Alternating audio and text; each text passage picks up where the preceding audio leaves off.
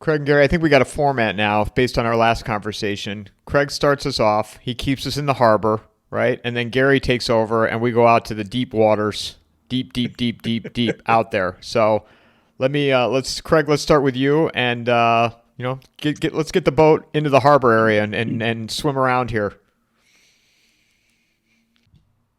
This episode is brought to you by Vaulted, launched by McIlvaney Financial Group. The simplest and most affordable way to own physical gold and silver. Physical gold is the only asset outside of the control of the government and banking system. They can print dollars, but they can't print gold.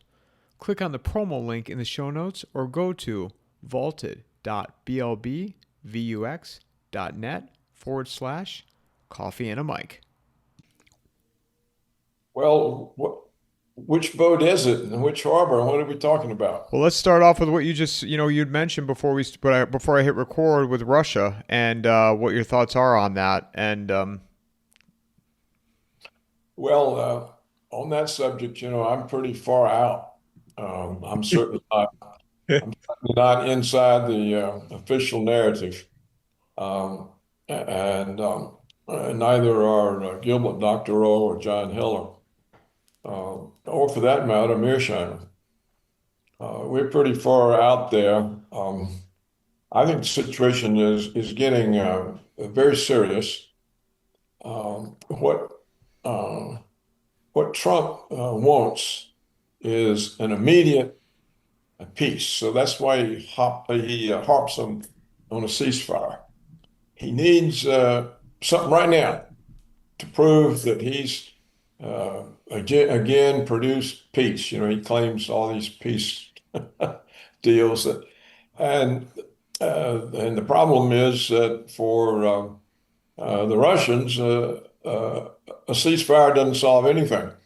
It just makes the situation worse because they have to stop the successful advances while Ukraine gets replenished and all of that.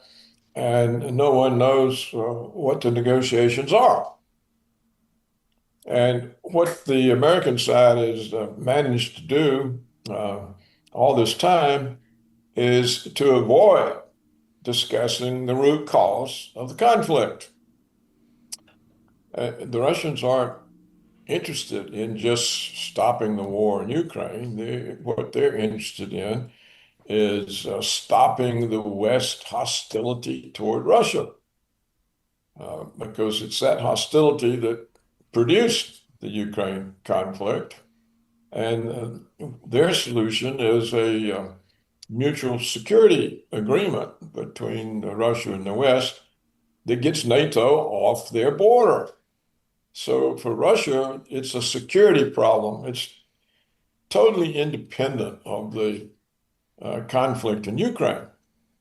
So the failure of the Americans to ever address this, and it's also a failure of the American foreign policy community. No one in the American foreign policy community or the European one, the British one, ever addresses this issue. It's unaddressed except by me, Gilbert Doctorow, John Hiller, and I think Mearsheimer. So no one else addresses it. So there can't be any progress in these peace negotiations. Now, Trump's response is, okay, we've got Russia all sanctioned up. So now we're going to sanction up all the customers of their oil. So he's now putting sanctions on China and on India. Well, messing with China is not a good idea because whereas there may be a few rare earths somewhere, they don't amount to anything. China has essentially the monopoly on them. If China cuts us off, American industry closes down. There's not enough rare earths anywhere else, and there's no way for us to have all of them directed to us. So, uh, but the situation with India, it's different. China gets most of its oil from Russia through the pipeline. India gets it by sea. so we can interfere. We can stop the tankers. We can seize them. And so what you see Trump doing, he's getting more and more coercive toward Russia, now attacking customers of Russia. Well, what this is doing inside Russia is reinforcing the growing attitude that Putin has let this war go on too long. And there are now important elements in the Russian foreign policy circles that are fed up. They're tired of it.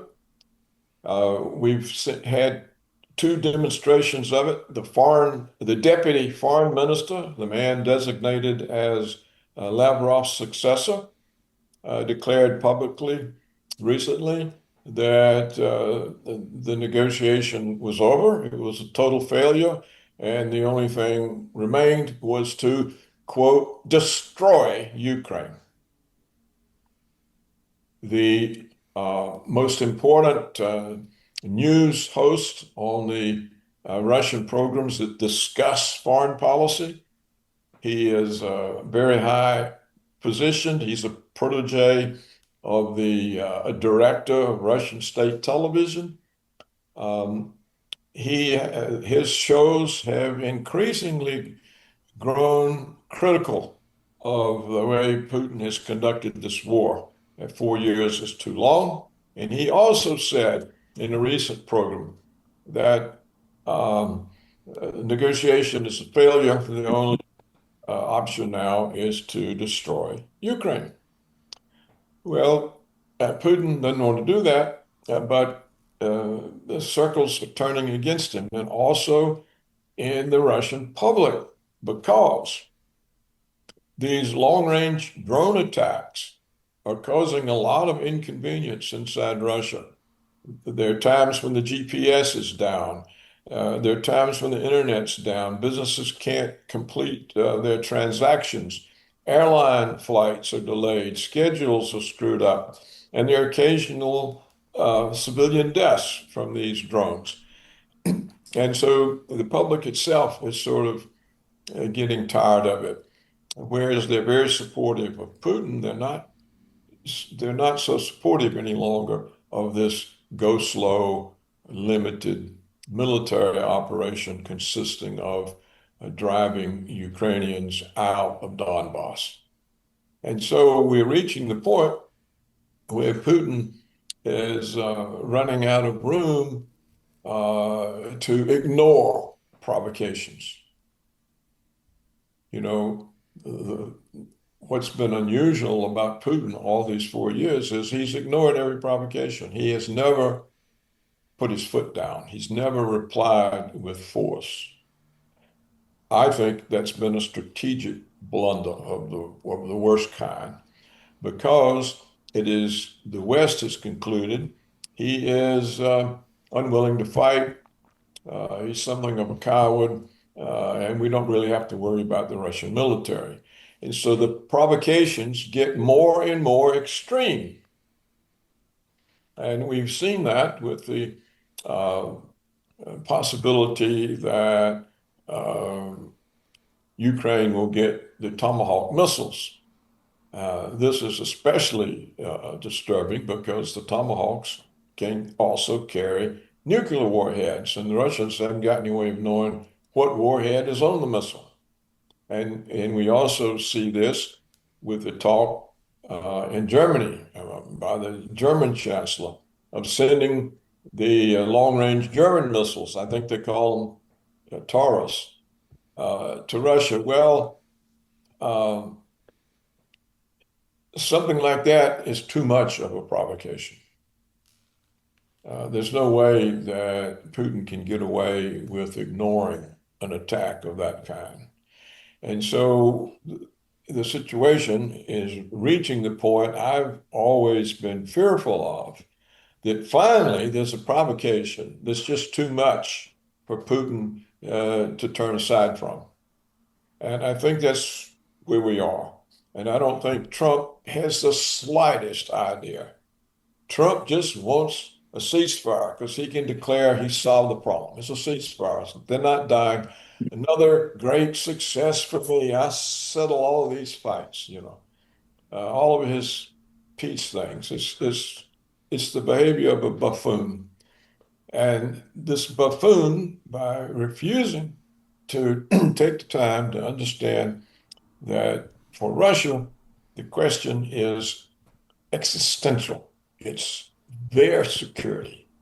It's NATO on their border, their American missile bases in Poland and Romania, with missiles that are also nuclear capable.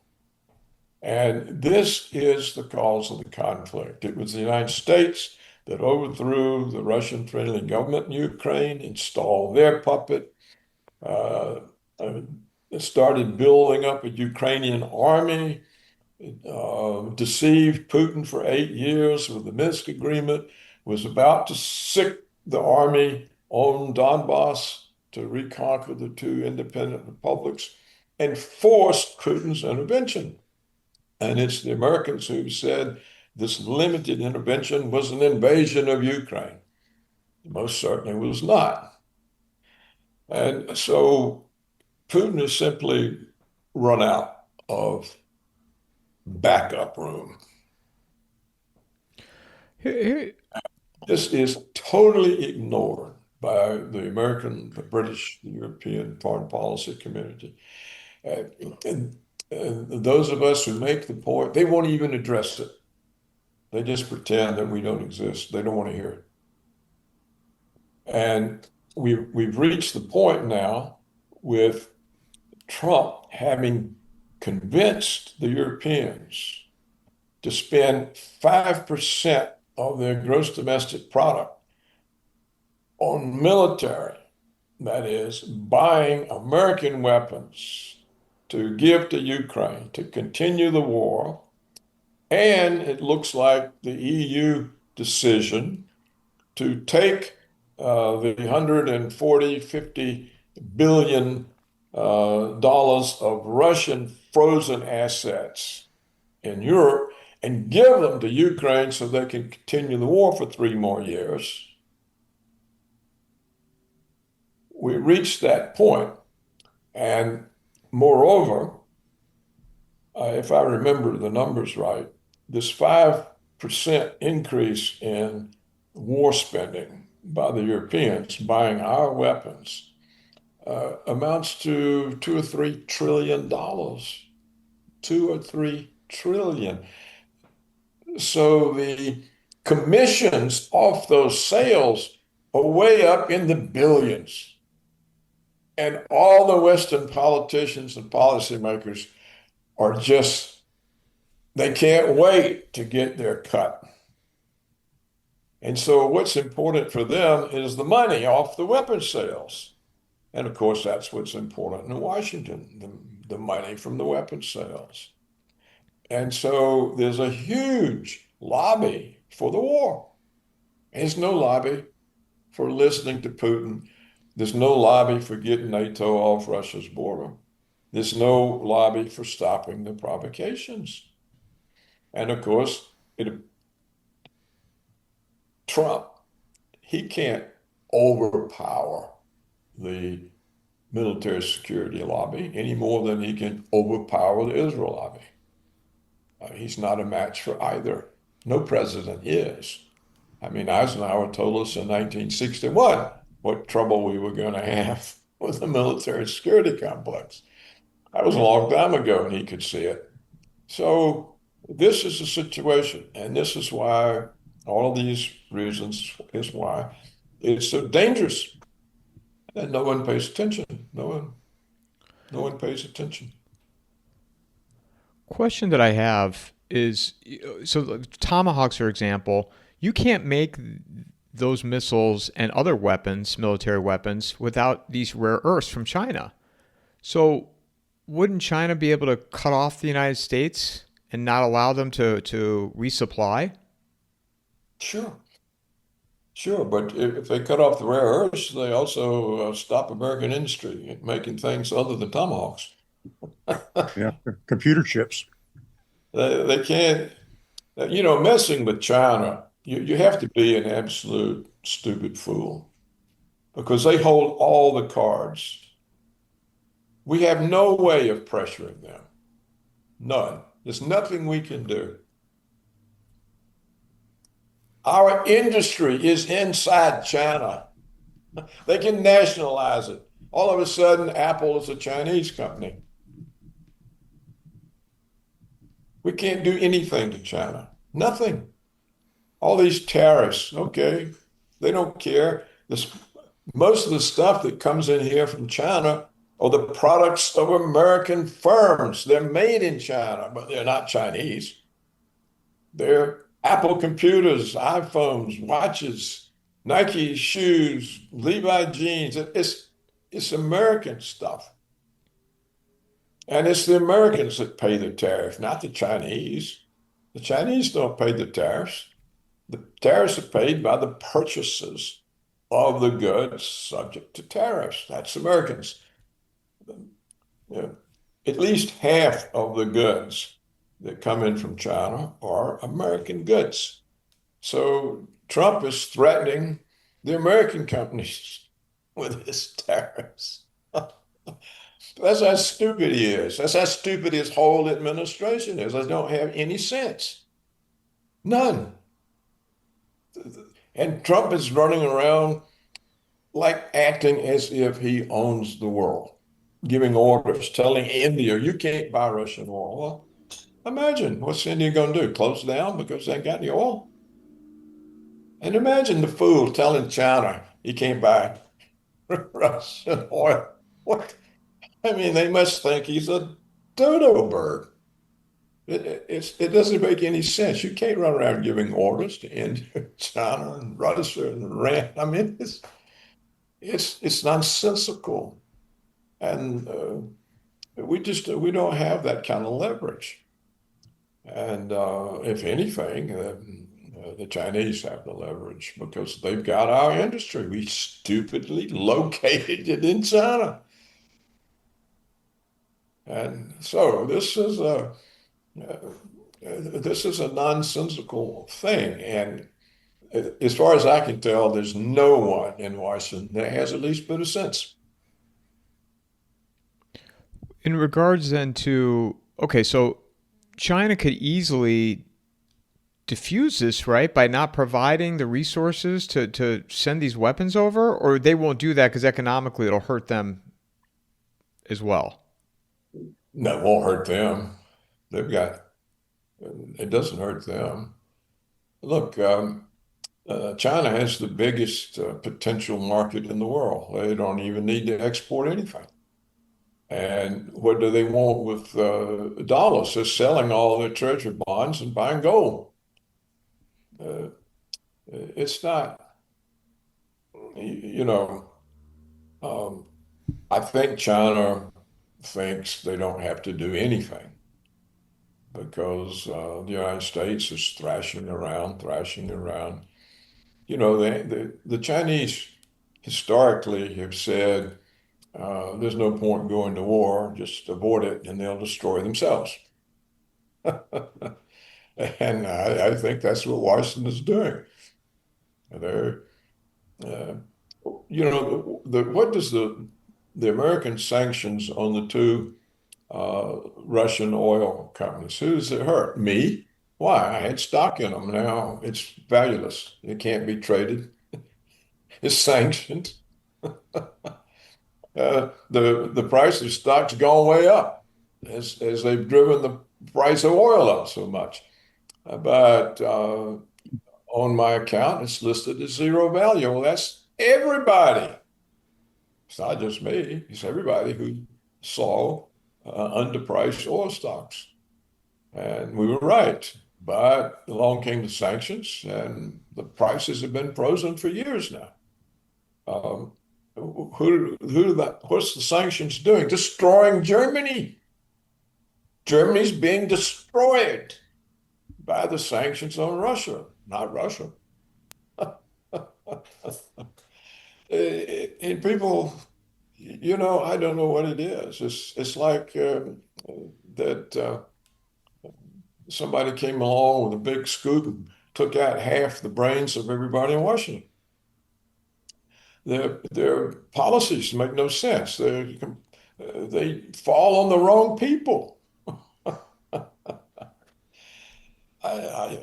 What can you do in that situation? And if the president of the United States doesn't understand that it's dangerous to mess around with a nuclear power, much less two of them, and he has no interest in understanding what the Russian position is and sitting down and saying, well, how can we arrange this? I mean, it would take a year or 2 years of negotiations, maybe longer, to figure out how to get NATO off Russia's borders. It's so institutionalized now. There'd be so much opposition.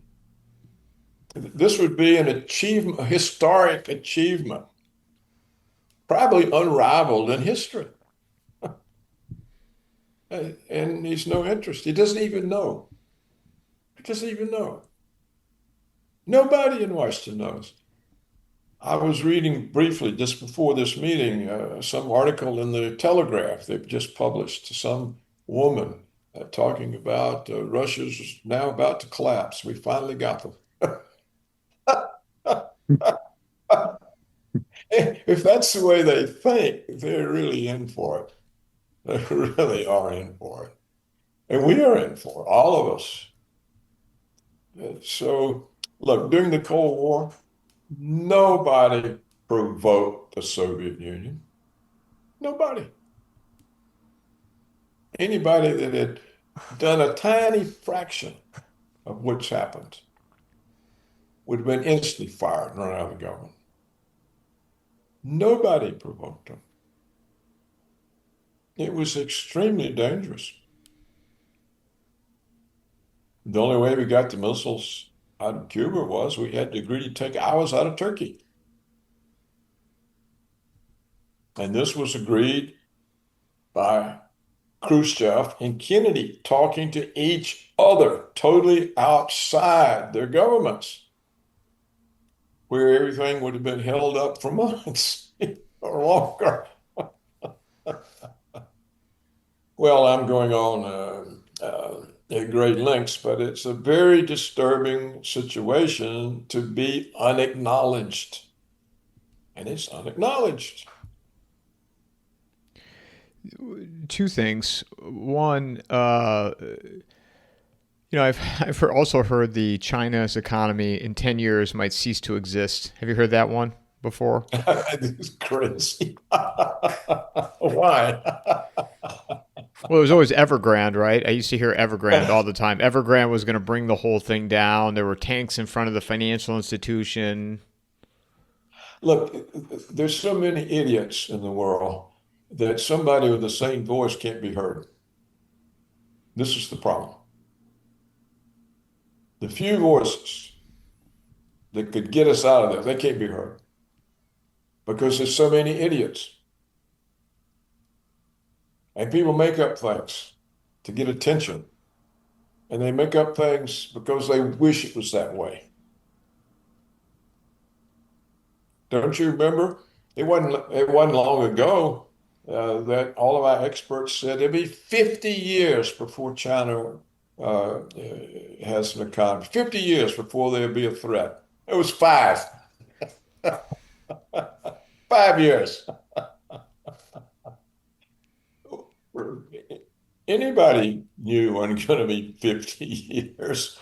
We'd given them all our technology, located high-tech industries there. They learned, not only they got the technology, they learned the business system. They had their labor force trained for them.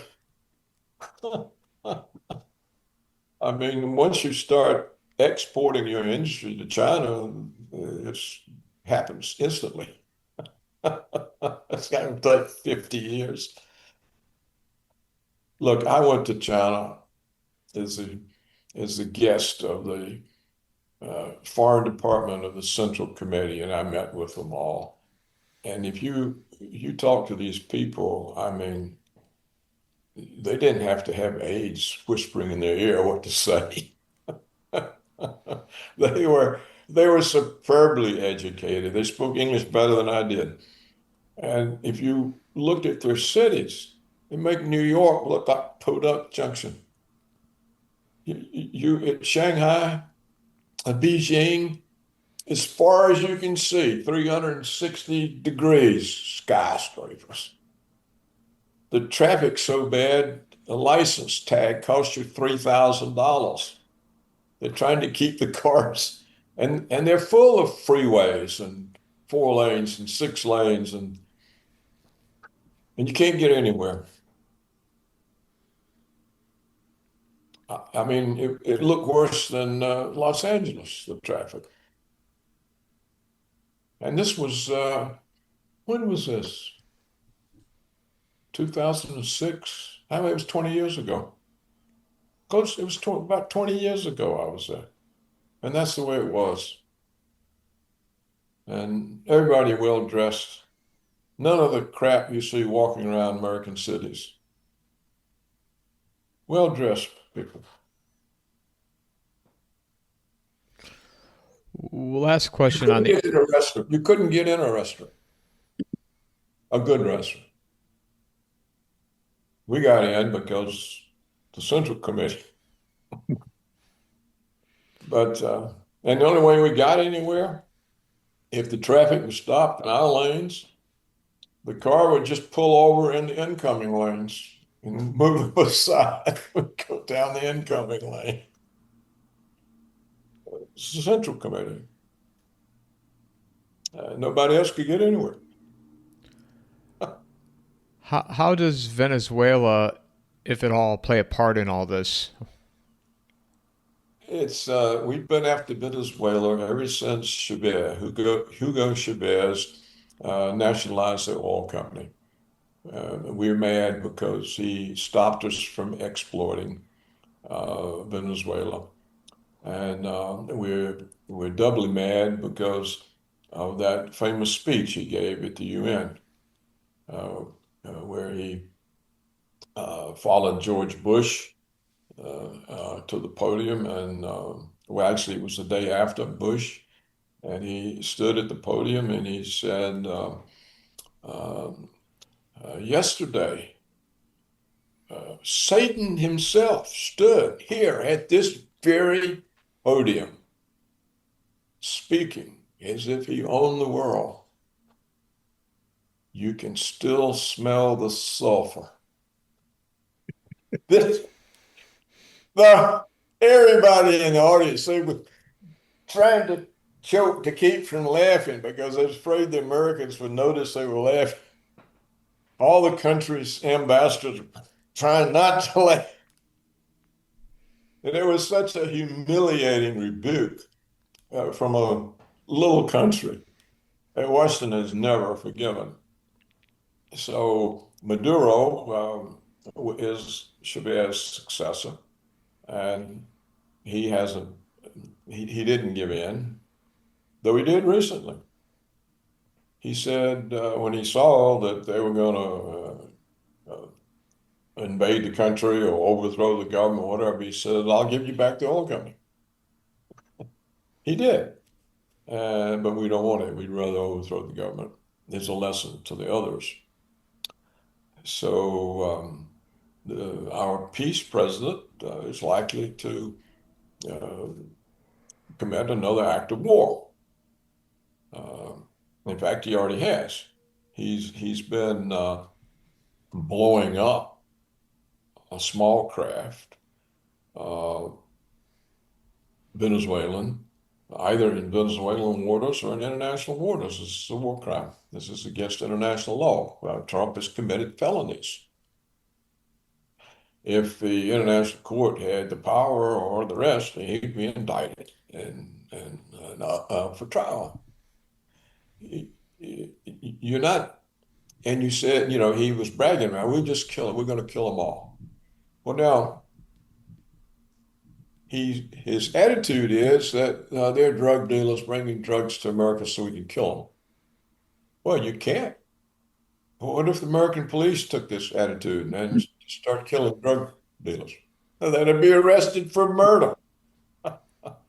You can't you can't execute someone without uh, evidence, arrest, trial, and conviction.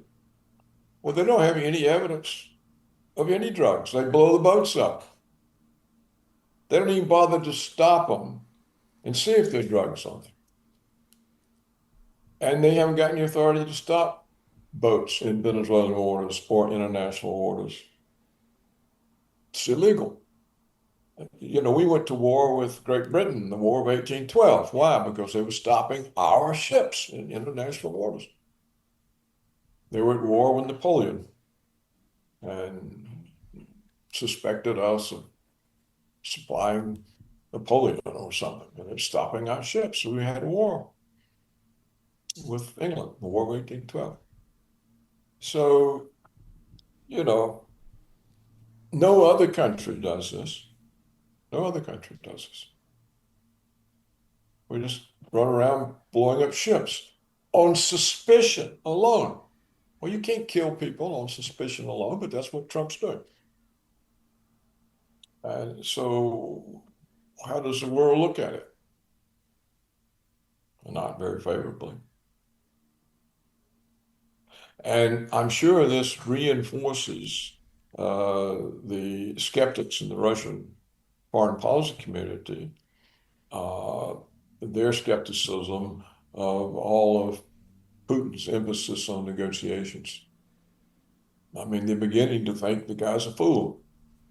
He's got every evidence that they go nowhere, and he still talks about them. And so I think Putin's ability, as I said, to hold on to the non-response policy, which has been his policy, is worn out. I don't think he can hold on to that any longer.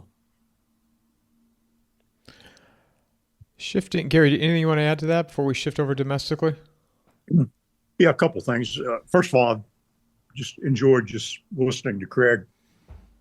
He is, if he's not the most watched American reporter in Russia, he's in the top. He's on Russian programs all the time. This fellow Doctorow, who's now in St. Petersburg, has been communicating with Craig about the conditions in Russia. And Helmut's another very knowledgeable person. And Doctorow, the other day in an article, said that after disagreeing with Craig for several years on the Russia situation, that he had to admit Craig's been right the whole time. So Craig is really deep into understanding this, maybe more than anybody I've seen. And, you know, he made a point. There's a lot more money in war. The weapons systems, the trillions of dollars that are going to be spent by Europe, and the commissions paid on those things. And there are two false narratives about Ukraine. Craig mentioned one of them, the idea that Putin invaded Ukraine. You know, those areas, the Donbass, they had held referendums and chose to align with Russia. And it took Putin years to come in and literally save them from the Nazi government in Ukraine. So it was not an invasion. He was rescuing them. The second false narrative that everybody still holds on to is that Putin aspires to revive the Soviet Union and to take over Europe. That is so nonsensical. All the major European countries are committing to spending this money, this 5% of their GDP, to prepare for war with Russia, because Russia allegedly aspires to take over their countries. That's utterly ridiculous. You know, Russia is the largest country in the world, massive amounts of natural resources. a relatively small population compared to the landmass that they have. Why in the world would he be interested in taking over a bankrupt Germany or bankrupt France that has been infiltrated with North African migrants that are raping the women, that are just stabbing people? They've started banning knives in Great Britain now because there's so many stabbings, but they fail to tell you who's doing the stabbings, right? So he has no interest in that. I'll tell you a funny story. I was at the governor's mansion in Austin in 2015. I was at the table with Governor Abbott, and at the end of the table was Ted Cruz, Senator Cruz. There were about 8 people there, and Cruz began. Remember, this was 2015, and the CIA had funded and overthrown the Ukraine government in 2014. Well, Ted Cruz begins to pontificate about what was going on in Ukraine. And he starts telling this story about how Putin is evil and he's going to take over the world. And I'm sitting there listening to this for about 10 minutes. And the other people at the table, there were some pretty prominent people there, like little birds with their mouths open, just swallowing this stuff. And so when Cruz finished, I spoke up and I said, Senator Cruz, I may regret this, seeing how you're the national debating champion. He was for collegiate. But there's a whole other side to this. So I began to explain how Victoria Nuland spent $5 billion to fund the overthrow of a duly elected, pro-Russian president of the country. And I kind of laid it out. And when I finished, I turned to the governor. I said, I hope you invite me back, because I was pretty tough on Cruz. Cruz said nothing. We got up, and as I was walking past him, he kind of shuffled over to me and said, I'm not a neocon. And then he shuffled away. And that was his rebuttal, the national debating champion. And that was 10 years ago. Yeah. But the narrative that Putin's going to take over Europe is nonsensical, and yet it's driving the economies. It's destroying the economies of all these countries, terrorizing the Europeans. It's proliferating the sole potential nuclear World War III. So I think we really need to educate people that Putin has no intention. There's been, in fact, Craig can tell you the details on it. Putin has actually avoided and preserved the things in a way that demonstrate just the opposite. He has no intention of taking over these countries. And it really comes down to, I'm on the advisory board for Ron Paul, and I'm friends with Rand Paul. They are 2 leaders in the peace movement, but there's no money in it. They have no resources to keep us from eventually being hit with nuclear weapons, because we have provoked, for no honest reason, based on a false narrative, what's going on. So it's pretty grim right now. And I'm with Craig on that. I think we're in great danger. And so I'll go out of the harbor for just one point. I think that Putin and even Trump are beholden to higher authority, and that higher authority is more inclined to benefit from another war. And I think they've talked about it. They've projected it out there for many years. And I think a limited nuclear war is to the benefit of the elite that ultimately have influence over Trump and Putin. Greg, you want to push back on that? Well, I don't think you need that assumption of the elite to explain or understand the situation. But I can't say that there's not such an elite. So So far, I don't need that assumption to understand it. But that doesn't mean that it's not there. Um, You're getting soft on me now. well, I don't know, how you find out, and I don't really understand how such an elite would have power over such powerful countries. Either the CIA or the Russian secret police, they can eliminate the elite in 5 minutes. There's nothing the elite can do about it. The elite hasn't got a secret police force that can match what the Russians can put at work, or the Chinese, or the Americans. And this elite can be destroyed instantly. And so there's no reason for anybody to follow their orders. I mean, I just don't see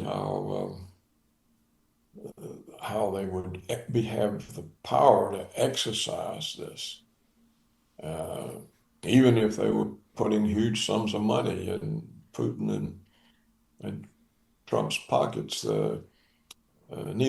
Neither personality, in my view, would be willing to sell the power of the position he's in for money. They don't need it.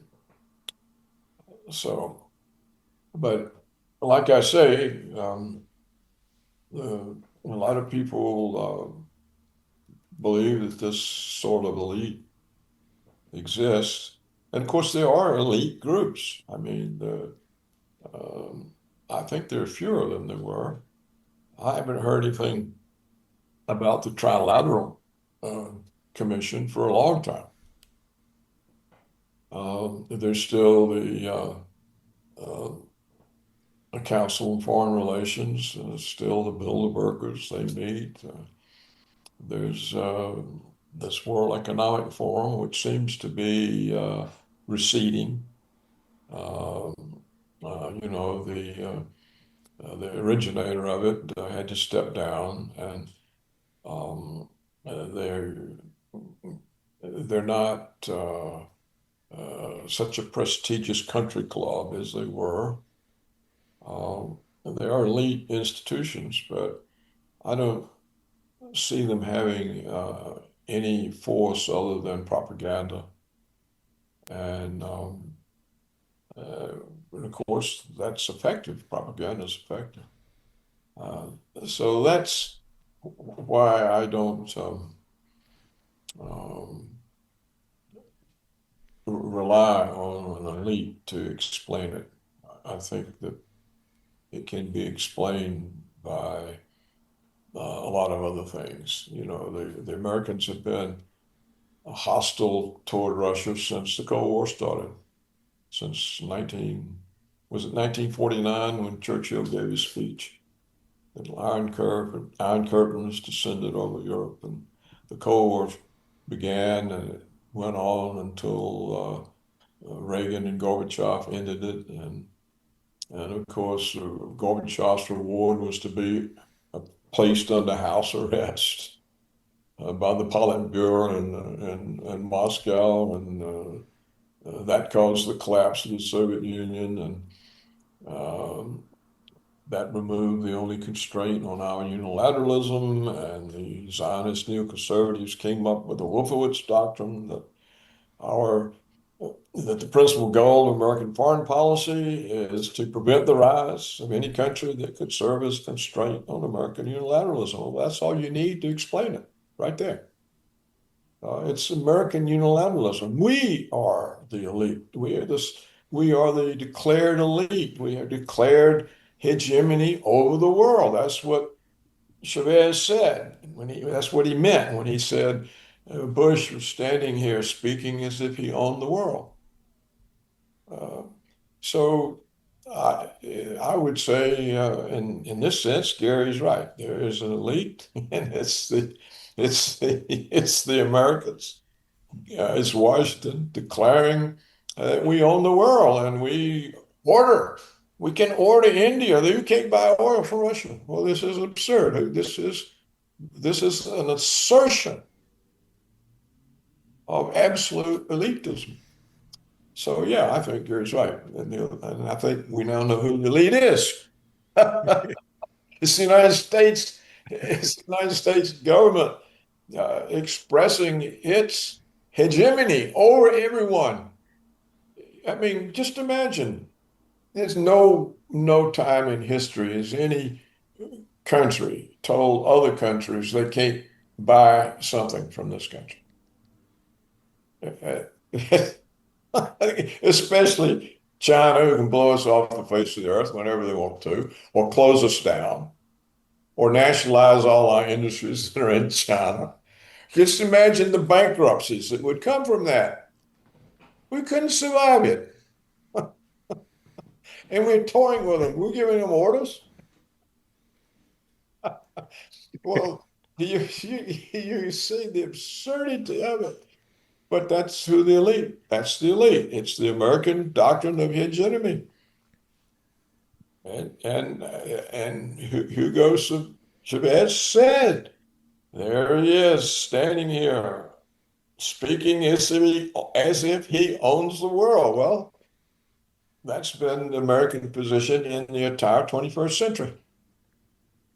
In the entire 21st century, that's been our position. We speak as if we own the world. We run around knocking off countries, bombing here, bombing there, committing acts of war. And Trump committed an act of war against Iran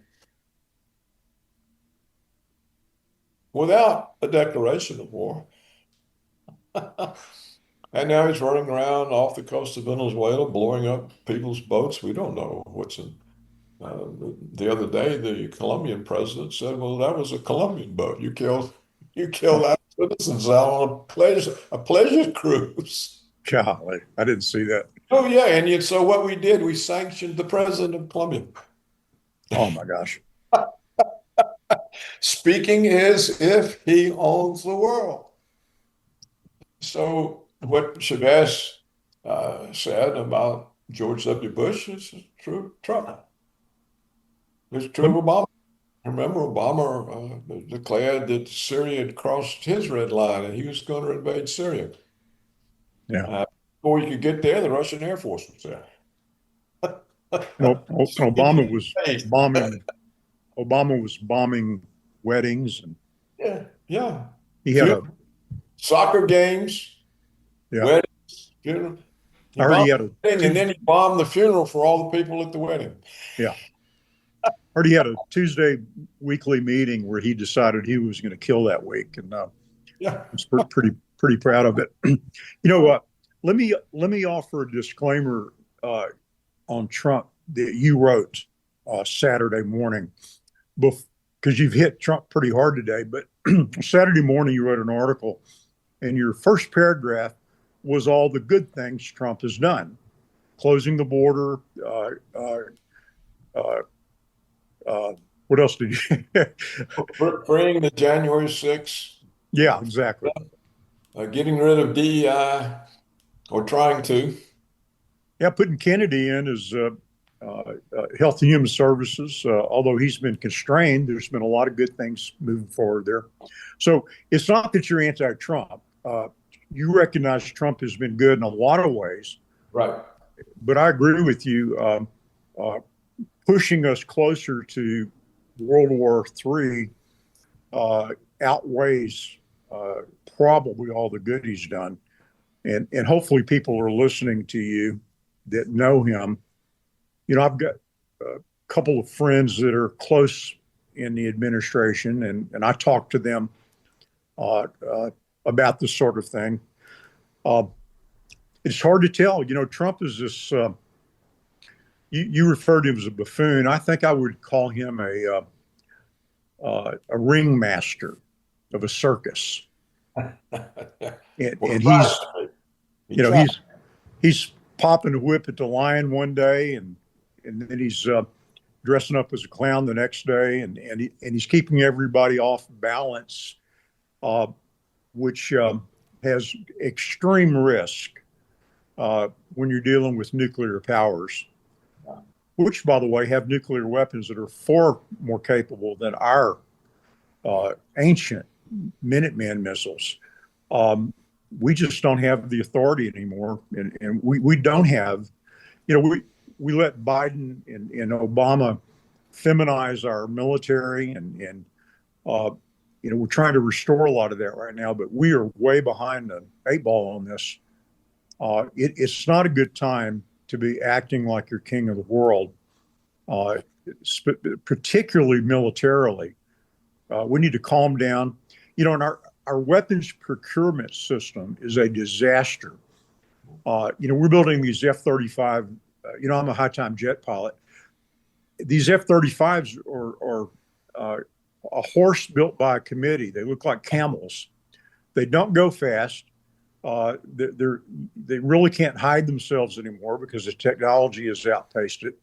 They're not really long range. And Russia and China have built far superior air weaponry, not to mention the missiles, the hypersonics, and things like that. We just need to keep our head down. We need to fire every general that retired and became a weapons procurement person, because they have wasted massive amounts of money. I'll give you a good example. The drones they're using in Ukraine, and drones are now the center of warfare, and that's the future. Well, our short-range drones that we purchase, the American government, are $100,000 each. People in Ukraine, entrepreneurs, are building those drones that will outperform ours, literally in the hundreds of dollars. We are so far behind in our weapons procurement program, and to fund it with $1 trillion this year, when so much is wasted because of the terrible system that we've allowed to happen. We need to fix those things before we start threatening people around the world. Be a good idea. The best thing to do would be to stop threatening people. Then we wouldn't need to spend $1 trillion on weapons. Yeah, now you're talking like Ron Paul. Well, I hope you don't. I hope you don't get sanctioned from what you tell your friends close to the administration. You may get sanctioned.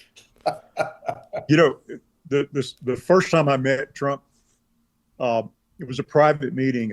I was with the Attorney General of Texas, Ken Paxton, and he introduced me to Trump in private. I worked the F word into the conversation within 10 seconds, and Trump worked the F word within 20 seconds. Yeah, funny story.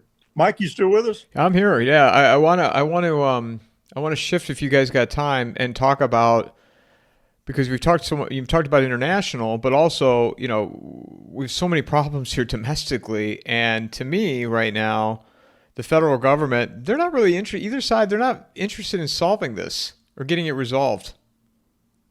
Gary, you want to start? Well, the first thing that comes to mind is that this Saturday is November 1st, and the funding of food stamps, SNAP, and those other benefits are not in place. And you have 42 million Americans, 1 out of every 8 Americans, that are dependent upon their groceries from the federal government. Now, that fact alone is just astounding to me. How we live in a country where 1 out of every 8 people eat due to the grace of the government. That's wrong on so many levels. I think it started out as a safety net, but it became a hammock along the way, where people gamed the system. They get Section 8 housing, covers their rent. They get Medicaid for their medical bills. They get food stamps. They get WIC for milk for their babies. And we just incentivize people to stay at home. Now, Trump's done something really good with this modification, where he's requiring able-bodied people to either work or study 20 hours a week. That's a really good step.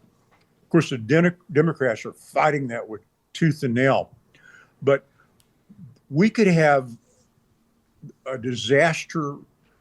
I've been watching the videos of people that are going to lose food stamps, possibly Saturday. By the way, some states are stepping in and going to use state funds, but more than half the states don't have any money to step in. Texas has a fund of over $20 billion. We've been a real fiscally responsible state. We'll probably step in and cover the food stamp funding until this thing gets resolved. But Illinois and I'm sure Minnesota and probably California they're just broke. So what's going to happen when 42 million people are angry? And as I said, I've been watching the videos. They're telling us they're going to go into Walmart, they're going to fill their baskets up, and they're going to walk out. Now, we saw that on a limited basis a few years ago when the internet went down and people's SNAP cards didn't work. And I hate to say it, but it's mostly minority communities. We have entitled these people. You see people who believe that we owe it to them, that those of us that work and pay taxes are their caregivers, and so we have created multiple generations of people that don't have an expectation; they have an entitlement to being fed. And so when I came up with the 5 stages of entitlement a few years ago, when you first begin to help somebody, they're surprised, maybe appreciative, and then when you continue to help them, they expect it. And then as you continue to give to someone, and think about this in your own life, who you've helped, the third stage is they become dependent on it. The 4th stage is they become entitled to it. And then when you take it away, the 5th and final stage is anger. We're about to see the 5th stage of dependency and entitlement, maybe starting this Saturday, with millions of angry people going to grocery stores and taking what they believe belongs to them. This is a huge event, and I don't see anything in the works this week where something's going to be passed to provide this funding. I think we all need to be really prepared this weekend, particularly if you live in those blue states that are broke, for violence. I would go to the grocery store this week. I would avoid the grocery store after Saturday for a while, because I think we have the potential for, and the elite want civil war, because out of chaos you create order, their order, right? And so the elite, I believe, want to see violence this weekend. They've tried it with Antifa, although that's cooled off, thank goodness. But we have an event this weekend that could be very dangerous for people. And I don't see anybody successfully intervening to avoid this happening. Do you guys think though? Because I felt they don't want these elite or the government they don't want the pitchforks being turned on them. They'd rather we focus on each other, right? Civil war within the people. So I wonder if they'll get like a late night, last minute deal done to avoid this, because they don't want to become the targets. Well, you see, I think it depends on, look, the shutdown, as I understand it, is a Democrat operation. And they're doing it in order to just prevent Trump from being able to pursue his agenda. If the government shut down and it's not functioning, they see this as a constraint on Trump's agenda. So the question is, who gets blamed? Do the people on food stamps know that it's the Democrats that are have shut down the government.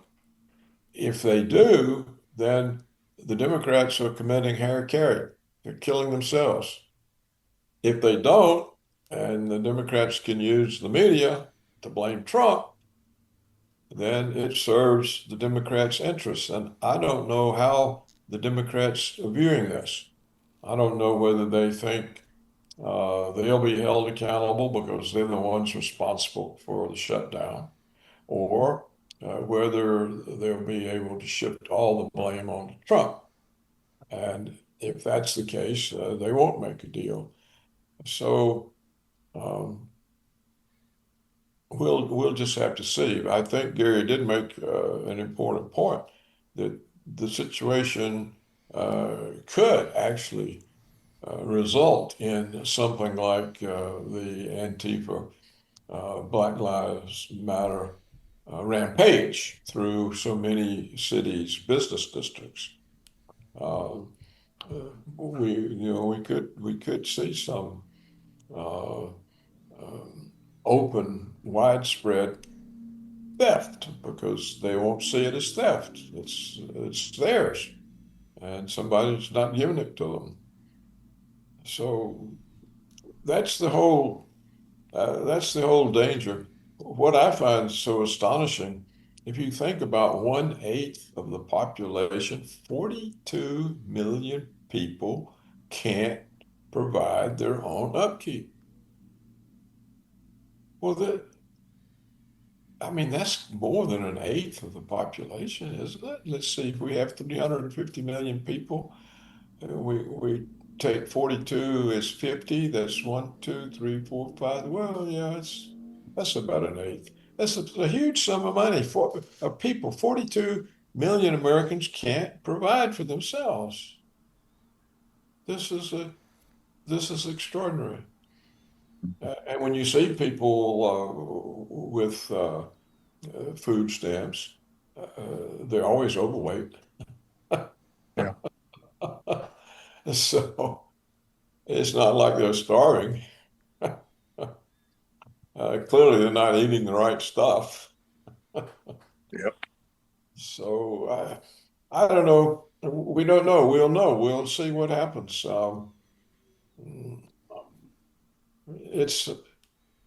I think Trump has taken refuge in foreign affairs uh, from the frustration of dealing with the situation here because the federal district courts are constantly issuing injunctions. And so he can't do anything until the appeals court rules or the whole court or something has to happen. And so, he's everywhere. He's in Israel, he's in China, he's in Asia, he's in Europe, he's somewhere all the time. And the main the main news is he's addressing foreign affairs, negotiations with foreigners, tariffs, wars, all of this. And so it's sort of like he's frustrated. He can't get anywhere with his agenda here. So he's outside dealing with foreign things and not dealing with them very well. When a man gets frustrated, his judgment gets worse.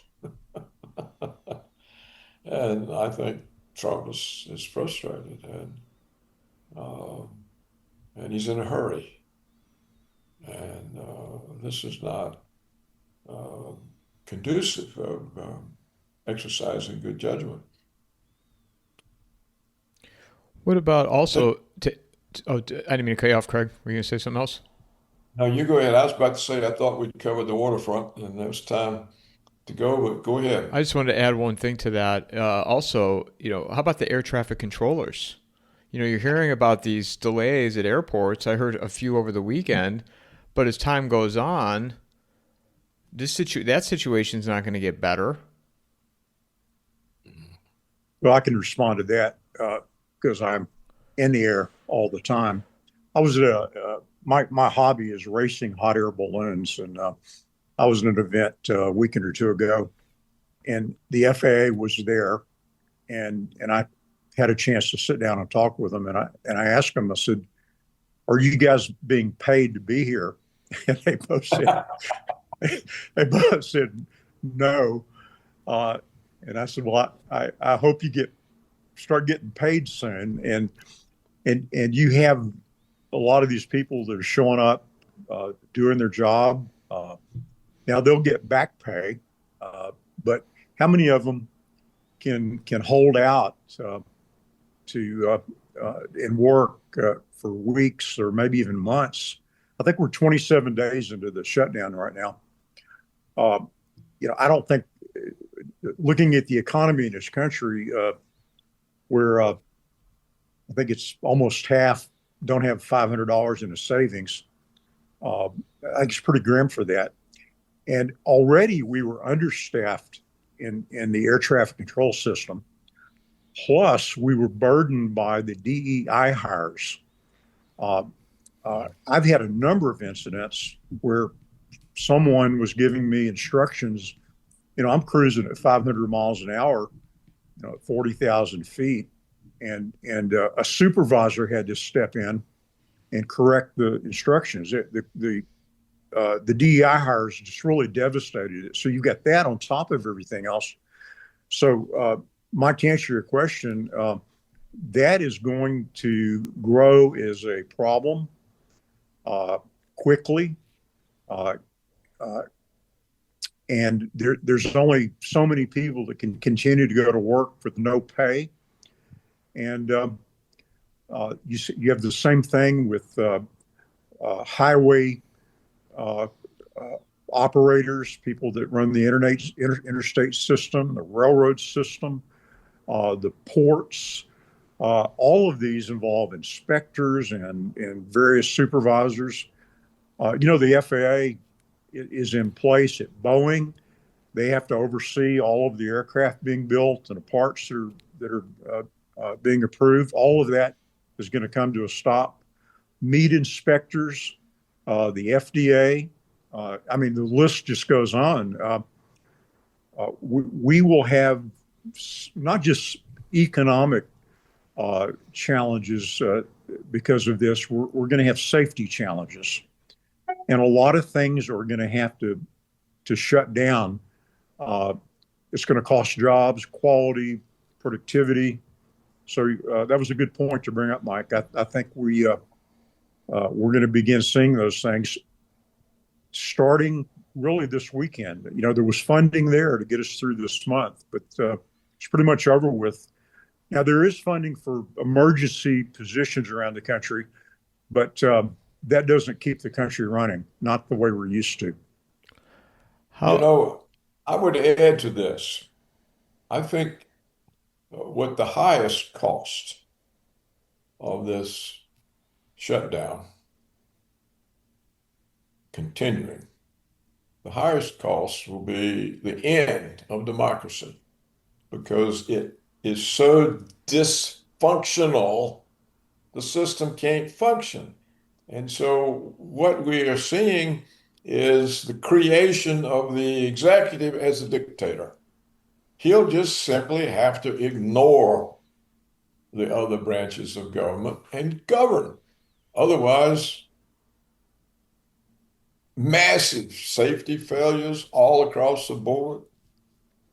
So I've been watching the American democracy become less functional year by year. It gets more and more absurd. And now we are seeing the possibility of proving that it's dysfunctional. All the other shutdowns, they were very short-lived things, weren't they? And now we're talking about one that's 27 days old already, and we're running out of food stamps, and there's no indication that the system's being fixed. We're running out of traffic controls, FDA inspectors, all kinds of stuff. Well, this is proof democracies are dysfunctional. You know, when the Roman Senate became dysfunctional, that's when they got the Caesars. And we've been watching the presidents take more and more authority, ignoring the Constitution. It was George W. Bush 25 years ago who said, I can hold American citizens indefinitely without evidence or due process of law. Well, the Constitution says he can't do such a thing. And it was Obama 20 years ago who says, I can execute American citizens on suspicion alone, which he most certainly can't do, but he did.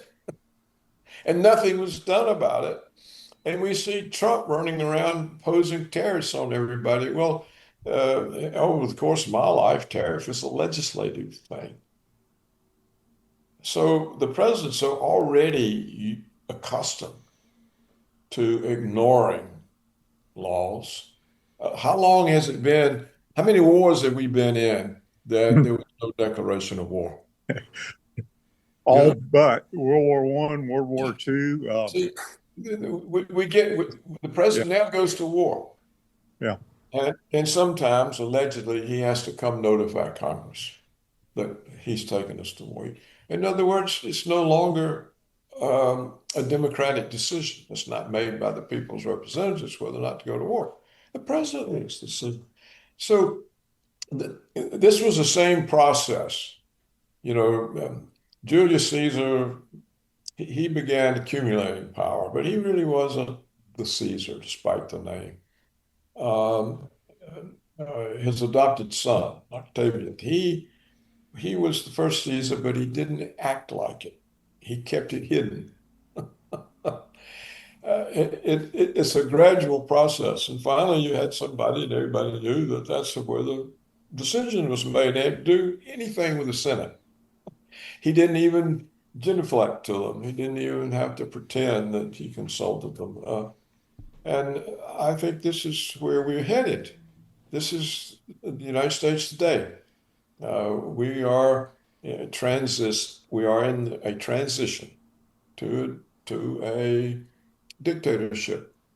Now, not all dictatorships. See, we Americans associate dictatorships with Stalin and Hitler and brutal things, but not all dictatorships are like that. It's just the legislative and the judicial and the executive power are merged. It's just one. And they're not all necessarily brutal or vicious or anything. So I think that's where we're headed, and I think this effort by the Democrats to prevent Trump, an elected president, from completing the agenda he ran on. This is a Democrat interference with democracy. They're not going to let Trump have his agenda that people voted for. They're going to close the government, so he can't do anything. Well, they are forcing this issue. And I can see Trump will just have to one day say, screw this, we're not collapsing, and just start giving orders, making the decisions. Just tell the treasurer to issue the checks. What does it matter? If he can start a war without asking Congress, he can issue checks without asking them. So there's no need to pretend that the president can start a war, but he can't pay food stamps. And so I think if this continues, I think that we're just going to see the further growth of executive power, the shrinkage of legislative power, and it's simply the ignoring of courts. You know, people say the same thing about the courts that Stalin has said about the Pope. How many divisions does he have? None. Well, how many divisions of the courts have? None.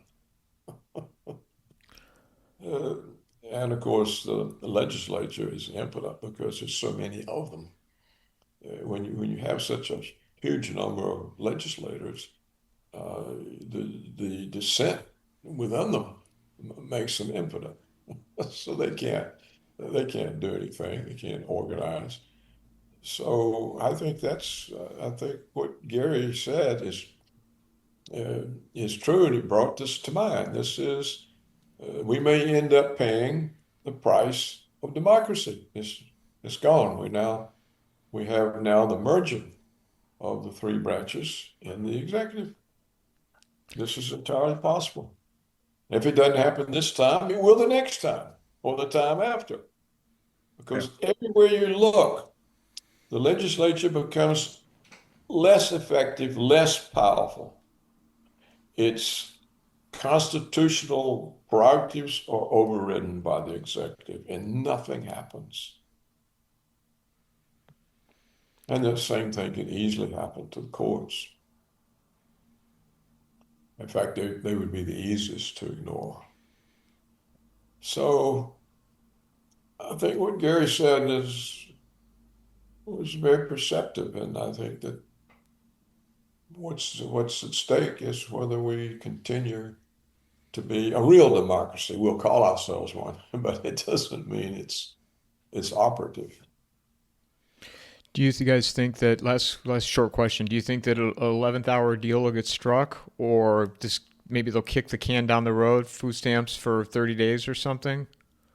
I told you, I think it depends on whether the Democrats think they'll be blamed or Trump. If they think they're going to be blamed, they'll make a deal. If they think they can make Trump blamed, they won't. So that's my view of it. I don't think Trump is responsible for this. Maybe I'm wrong. I haven't paid all that close attention. My understanding is this is a Democrat show. It's Schumer, and this is blocking Trump. They couldn't convict him, indict him, impeach him, so they block him. And so I guess it really depends how the Democrats think this is playing in public. The 42 million people that don't get their food stamps, who are they going to blame? Trump or the Democrats closing down the government? I don't know who they'll blame. I don't know how the Democrats will see it, but I think that will be the determining factor. Mike, there's 3 points here that are interesting. One is that Trump has successfully put the blame on the Democrats. I think I saw 60% or higher polling that people are blaming the Democrats. So he's winning that this time. Now, that's a danger, because if he thinks he's winning in the public opinion perception, then there may not be a midnight deal made. And in Schumer, of course, when he approved the last budget, the hard left went after him. He's afraid AOC, who is a bartender, is going to run against him and replace him. And if he takes the heat by giving in this time, that he's going to lose his office, because that's all he's concerned about, of course. Right. So he has a hard position to deal from. Trump, because he thinks he's winning the public opinion battle on this, is not willing to make a deal. So two people that could solve, the only two people that can solve this have dug in. One can't do anything, and the other thinks he doesn't have to do anything. And so as crazy as it is that they would put us in this position, they've done budget deals, I don't know, 100 times. They never have a budget, which is part of the failure of Congress. So this is normal business. Every president has signed budgets that were never approved. They were always extended or something. That's how we do business. But this time, Trump thinks he's got the public behind him, and Schumer has his career at stake. They're dug in, and it very well may not happen at midnight this week that they do something. Otherwise, I would say, yeah, they always do something before it gets this way. But this is an odd time now, with the two of them in the positions they're in. Amen. Where can people find you, Craig? It's just my website, paulcraigroberts.org. Gary? Gary at garyheavin.com. Guys, I always enjoy these conversations. Thank you for coming back on, and I look forward to the next one. Well, thank you, Mike, for hosting it. You raise issues that desperately need to be raised. And I think we did a pretty good job. Well, you did anyway, Craig.